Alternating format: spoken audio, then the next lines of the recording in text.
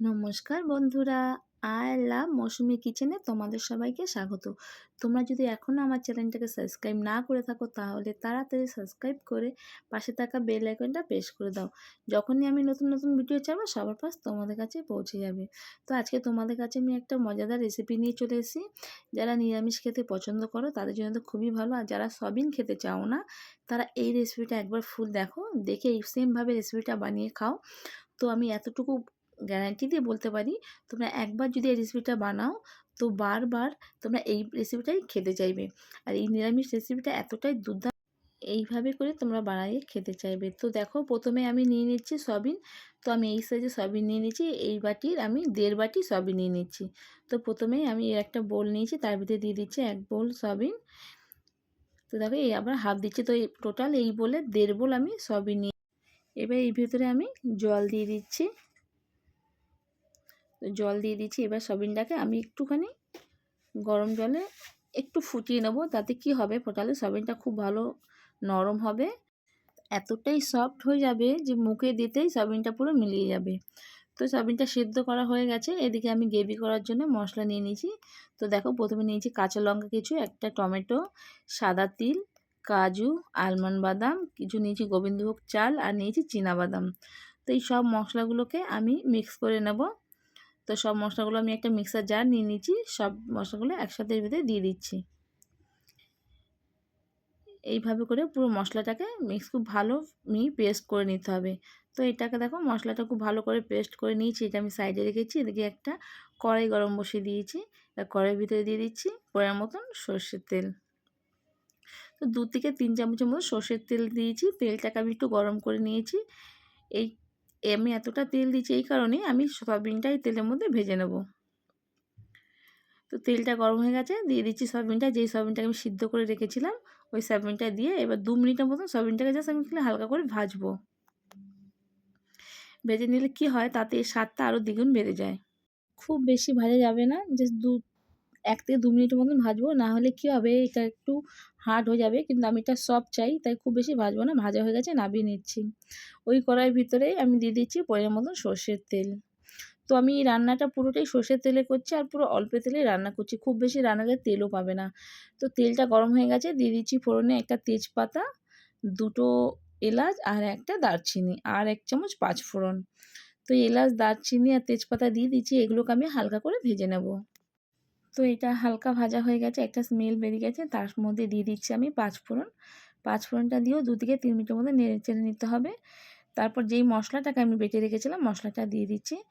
মশলাটা দিয়ে খুব ভালো করে তেলের সাথে মিক্স করে নিচ্ছি।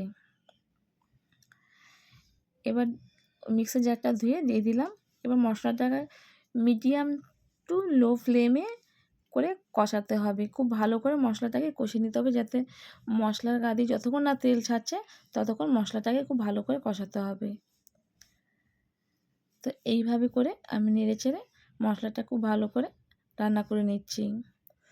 তো দেখো রান্না হয়ে গেছে, এখনও ভালো করে মশলাটা কষানো হয়নি। এই ভিতরে দিয়ে দিচ্ছি আমি পরিমাণ মতো লবণ, জিরে গুঁড়ো দিয়ে দিচ্ছি 2 চামচ, আর ধনিয়া গুঁড়ো দিয়ে দেবো 1 চামচ। ব্যাস আমি এই মশলা দেবো, আর একটু দিয়ে দিচ্ছি সবজি মশলা। আমি এইটুকু মশলা দেবো, আর কোনো মশলা দিচ্ছি না। আর স্বাদ অনুযায়ী দিয়েছি চিনি। তো চিনিটা হচ্ছে অপশনাল, তোমরা চাইলে দিতেও পারো, না দিতে পারো। দিয়ে দিচ্ছি অল্প পরিমাণে দুধ। দুধটা দিয়ে সব মশলাগুলো ভালো করে মিক্স করে নিচ্ছি। খুব ভালো করে মশলাগুলো দুধের সাথে মিশিয়ে এই মশলাটাকে এবার আমি গ্যাসের ফ্লেমটা মিডিয়াম করে মশলাটাকে এবার কষাতে হবে। তো দেখো, মশলা গা দিয়ে আমার কিরম তেল ছেড়ে গেছে। যখনই মশলা গা দিয়ে তেল ছেড়ে যাবে তখনই তোমরা বুঝবে মশলাটা খুব ভালো কষানো হয়ে গেছে। তো এইভাবে আমি মশলাটা খুব ভালো করে আরও 2 থেকে 3 মিনিটের মতন নেড়ে চেড়ে নিচ্ছি। তো যে সয়াবিনটাকে আমি আগে থাকতে ভেজে রেখেছিলাম ওইটাকে দিয়ে দিচ্ছি। তো সয়াবিনটা দিয়ে পুরো মশলার সাথে খুব ভালো করে সয়াবিনটাকে ভালো করে নেড়ে চেড়ে নিচ্ছি, যাতে পুরো মশলাটা খুব ভালো করে মশলাগুলো সয়াবিনের সাথে মিশিয়ে নিচ্ছি। আর তোমাদেরকে বলছি, তোমরা একবার এইভাবে রেসিপিটা বাড়িতে বানাও। তোমরা এই রেসিপিটা পেলে মাছ মাংস ভুলে যাবে এই নিরামিষ রেসিপি দিয়েই তোমরা সবাই ভাত চেটেপুটে খাবে। এতটাই টেস্টি হয় নিরামিষ রেসিপিটা। অনেকেই আমরা সবাই কী করি, সয়াবিন খেতে চাই না। তোমরা এইভাবে একবার সয়াবিনটা রান্না করে দেখো, আমি এতটুকু গ্যারান্টি দিয়ে বলবো তোমরা আঙুল চেটেপুটে খাবে। এই রেসিপিটা এতটাই ভালো খেতে হয়। তো এইভাবে করে আরও 4 থেকে 5 মিনিটের মতন আমি রান্না করে নিচ্ছি। খুব ভালো করে রান্না করতে হবে। যত ভালো রান্না কষাতে থাকবে তত রান্নার টেস্ট বেড়ে যায়। তো এবারে আমি দিয়ে দিচ্ছি এর ভেতরে দুধ। দুধটা দিয়েছি, খুব ভালো করে দুধের সাথে পুরো মশলাটাকে এবার আমি ভালো করে মিক্স করে নিচ্ছি। তো দেখো পুরোভাবে মশলাটাকে দুধের সাথে আমার খুব ভালো করে মিক্স করা হয়ে গেছে। এবার এটাকে খুব ভালো করে মিক্স করে আমি বেশিক্ষণ টাইম লাগে না, 4 থেকে 5 মিনিটের মতন জাস্ট তুমি এটাকে রান্নাটা করতে হবে। 4 থেকে 5 মিনিট আমি এটাকে ঢাকা দিয়ে রান্না করে নিচ্ছি। তো আসছি 4 থেকে 5 মিনিট পর এর ভিতরে দিয়ে দিচ্ছি 2টো কাঁচা লঙ্কা। তো কাঁচা লঙ্কাটা আমি ভাঙবো না, যেহেতু আমি আগে মশলার সাথে কাঁচা লঙ্কা দিয়েছি, ওগুলো মিক্স করেছি, তো এগুলো আমি গোটা রেখে দিচ্ছি। এবার পুরো রান্নাটা আমার কমপ্লিট হয়ে গেছে, নামানোর আগে দিয়ে দিচ্ছি ধনেপাতা। তো এইভাবে করে রান্নাটা খাও, খেয়ে আমাকে কমেন্ট করে জানাও তোমাদের কেমন লাগলো। যদি রেসিপিটা ভালো লাগে তাহলে লাইক করো, সাবস্ক্রাইব করো, পাশে থাকা বেল আইকনটা প্রেস করে দাও। আর তোমরা অবশ্যই কমেন্ট করে জানাও তোমরা যদি আরও নতুন নতুন রান্না দেখতে চাও।